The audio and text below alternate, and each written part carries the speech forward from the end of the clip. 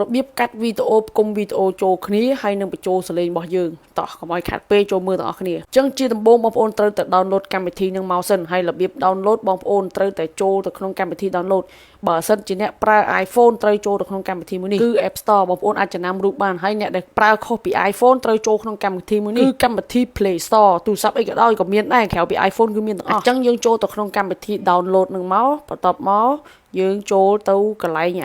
វងមូលកន្លែង search របស់គេវងមូលខាងក្រោមហ្នឹងបងប្អូនចំណាំរូបណាបើយើងអត់ចេះអង់គ្លេសខ្ញុំប្រាប់ទៀតថាចំណាំរូបបងប្អូនណាគេចូលរូបអីយើងចូលរូបហ្នឹងតាមគេទៅណាហើយបន្ទាប់មកបងប្អូនវាយអក្សរថា VN នេះបងប្អូនហើយបន្ទាប់មកបងប្អូនចុចកន្លែងក្រោម search ចុច search ចឹងណាអត់ចេះអង់គ្លេសគេធ្វើបានដែរខ្ញុំឲ្យចំណាំរូបបងប្អូនមើលវីដេអូខ្ញុំអស់មកហើយបងប្អូនចុច download ឥឡូវយើងចូលទៅកម្មវិធី VN របស់យើងបន្ទាប់ពីយើង download ហើយវាយើងចុចចូលទៅវាមានអាការចុចតិចតួចបងប្អូនចុចតាមការស្នើសុំណែនាំឲ្យវាតិចតួចទេហើយបងប្អូនអាចចូលកាត់បានហើយអញ្ចឹងយើងចុចសញ្ញាបូកហើយចុចកន្លែងសញ្ញារូបកន្ត្រៃហ្នឹងហើយចុចសញ្ញារូបកន្ត្រៃបន្ទាប់មកវាចេញមកផ្ទាំងឲ្យយើងរើសវីដេអូដែលយើងត្រូវកាត់យកទៅផ្គុំចូលគ្នាហ្នឹងបងប្អូនហើយមានកន្លែងមើលទៀតក្រៃលោយើងដឹងថាវីដេអូណាយើងគួរដាក់មិនដឹងថាវីដេអូណាគួរដាក់យើងចុចមើលសិនទៅនោះកន្លែងនោះហ្នឹងហើយស្ដាំដៃកន្លែងហ្នឹងចុចកន្លែងហ្នឹងមើល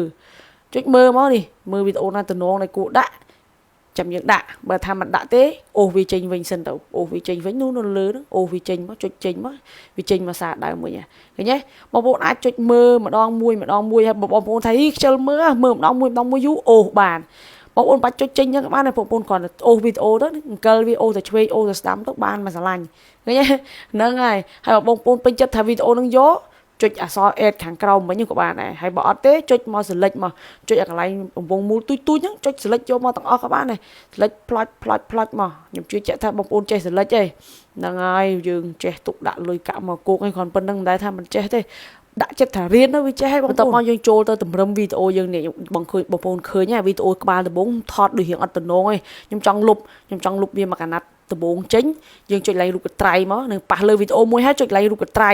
ហ្នឹងឃើញវីដេអូនឹងដាច់ជាពីរហើយបងប្អូនអាចលុបបានណាចង់លុបមកកណាត់ដំបូងហ្នឹងហ្នឹងបងប្អូនប៉ះលើវាមួយក៏បានប៉ះលើវីដេអូនឹងមួយទៅហើយយករូបធុងសម្រាម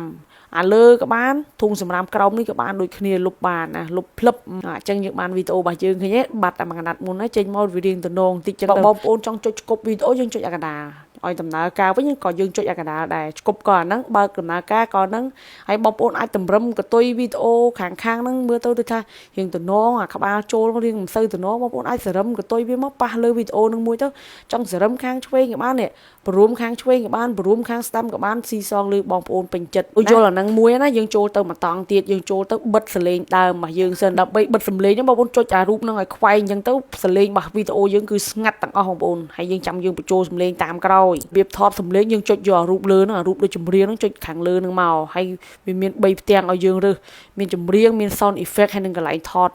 សំឡេងរបស់យើងអាពីរនោះយើងបាច់ខ្វល់ឥឡូវយើងចង់ថតសំឡេងយើងចុចកន្លែងរូបថតសំឡេងហ្នឹងមកបន្ទាប់មកបងប្អូនសកត់អាវងមូលកណ្ដាលហ្នឹងសកត់ឲ្យជាប់ទៅវិនាទីវាដើរយើងចាប់ដើមនិយាយមកណាយើងចង់និយាយថាម៉េចអោណាស្រីស្រស់តងវងរូបបងចង់សាសងសម្ដីរូបអូនមកពីណាពីណីមៀតដូចយក្ខិនីផ្សែនស្រស់ស្អាតក៏វីដេអូបងប្អូននិយាយចប់បងប្អូនប្រឡែងវាវិញទៅប្រឡែងឲ្យបងប្អូនចុចសញ្ញាគ្រីសណាចុចសញ្ញាគ្រីសឥឡូវយើងថតសលេងយើងបានប៉ុណ្ណេះហើយឃើញទេហ្នឹងហើយសលេងហ្នឹងក៏បងប្អូនអាចកាត់តម្រឹមបានមើលទៅកន្លែងណានិយាយដូចឆ្កងតំណងបងប្អូនអាចពលាតវាយើងយកម្រាម2ពលាតណាបងប្អូនចង់បរិចព្រមគឺយើងប្រើម្រាម2បរិចព្រមប៉ះទៅលើអាកន្លែងយើងម្ដុំយើងកាត់ហ្នឹងបរិចវាព្រមវា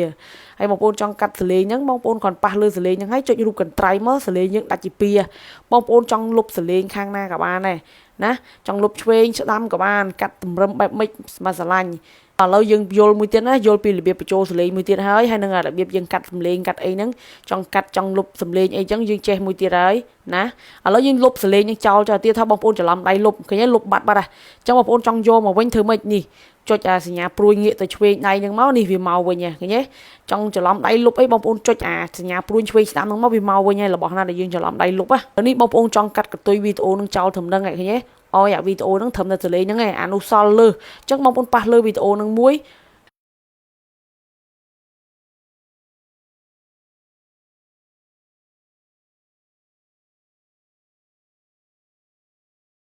ដៃថ្មីគាត់អត់តន់ចេះកាត់វីដេអូសោះបងប្អូនរៀនតែពីក្បាច់នឹងបានហើយទី1ចេះបិទសំឡេងអាសំឡេងវីដេអូស៊ីនរបស់យើងអាសំឡេងវីដេអូដើមហ្នឹងចេះបិទវាឲ្យស្ងាត់ហើយរៀនបញ្ចូលសលេងខ្លួនឯងមកចេះតែពីក្បាច់ហ្នឹងធានាថាបងប្អូនផុសវីដេអូបែបផ្សេងហើយឆាប់បានវីដេអូគ្រប់គោលការណ៍ទៀតបងប្អូនហ្នឹងហើយផុសវីដេអូវៃៗឲ្យបានច្រើនហើយឆាប់គ្រប់ម៉ោង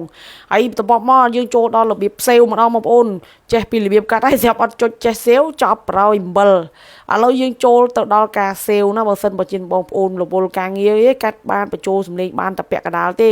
ចង់ថ្ងៃក្រោយឬក៏ចង់យប់បន្តិចធ្វើទៀតបងប្អូននេះចុចសេវវាសិនសេវសិនណាមិនទាន់សេវចេញជាវីដេអូមកគ្រាន់តែសេវវាទុកក្នុង app សិនបងប្អូនចុចអារូបអីគេដូចកាបូបលុយបន្តិចនៅខាងឆាប់ហ្វេងដៃណាឃើញទេបងប្អូនវីដេអូហ្នឹងគឺបានសេវជាប់នៅក្នុងកម្មវិធីកាត់តរបស់យើងហើយអញ្ចឹងយើងទៅធ្វើការងារអីធ្វើទៅណាថ្ងៃពេលយើងទៅនេះយើងមកចូលចុចកាត់បន្តទៀតចឹងមកឥឡូវយើងទៅរៀនពីរបៀបសេវវីដេអូយកមកផុសហ្មងហើយឈប់មុននឹងសេវបងប្អូនកុំភ្លេចលុបអា logo ដែលនៅជាប់កតុយវីដេអូ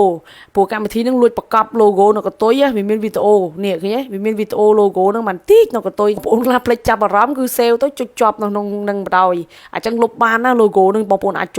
លុបបានលុបអាកតុយវីដេអូយើងចោលទៅបាទអញ្ចឹងយើងចូល save វីដេអូយើងមើលចាំមើលជាប់ logo អត់ណោះចុចអាកន្លែងព្រួយខៀវនៅលើនឹងហើយកុំភ្លេចអូសវីដេអូនេះឲ្យទៅដល់កន្លែងពាក្យថា 4K អក្សរ 4K ហ្នឹងបងប្អូនអូសទៅហើយអា30ហ្នឹងទុកនៅដដែលណាហ្នឹងអាលេខ30ហ្នឹងទុកនៅដដែលទៅហើយតែមកចុចអក្សរ Q expert ហ្នឹងមកបន្ទាប់មកបងប្អូនត្រូវរងចាំនាទីនឹងឲ្យពេញហាមដាច់ខាតអូសអេក្រង់ចេញហាមអូសវីដេអូចោលអីត្រូវទុកវាអញ្ចឹង